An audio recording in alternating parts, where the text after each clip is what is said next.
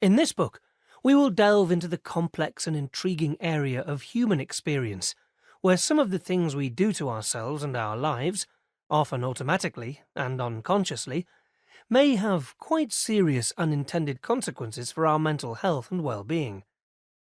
This book uses the concept of controlled explosions as a metaphor to explore a key psychological process that we each encounter from time to time, and to varying degrees, in our daily lives. Our brains often generate self-directed harms and problems as a protective strategy against other anticipated threats from happening. Essentially, we create harms and problems to ourselves in order to avoid or prevent some other greater anticipated harm. There is a range of examples of how this shows up in our lives, from day-to-day examples that we can all relate to more extreme versions that can emerge after particularly difficult and traumatic experiences, to those which may relate to mental health conditions. The chapters of this book will shine a light across the broad range. This is not with the aim of providing a comprehensive account of every single example, but more to convey that these experiences occur on a continuum throughout the whole population.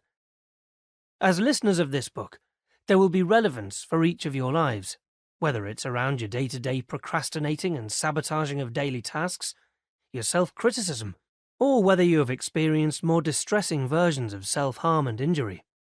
Observing these on a continuum might help us to understand each other a bit more, and to understand some of the common themes in our human struggles. Which versions do you notice in your life? These are some of the typical questions and concerns that people have, which really make them start to wonder why they are their own worst enemy. Are any of these familiar to you?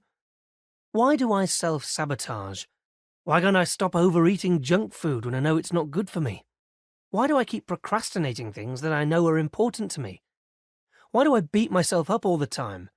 Why do I create chaos in my life? Why do I always see others as threats and hear nasty voices? Why do I go out looking to start an argument or fight with my partner? Have you ever asked yourself questions like this? Are there other versions of this in your life? The chapters of this book will be packed full of examples, so as we go through these together, you may start to notice some patterns of self-sabotage that you hadn't even realized were there before. You may start to understand a bit more about what's been holding you back in your life, or what's been keeping you stuck, for example, with work, your health, or with your relationships.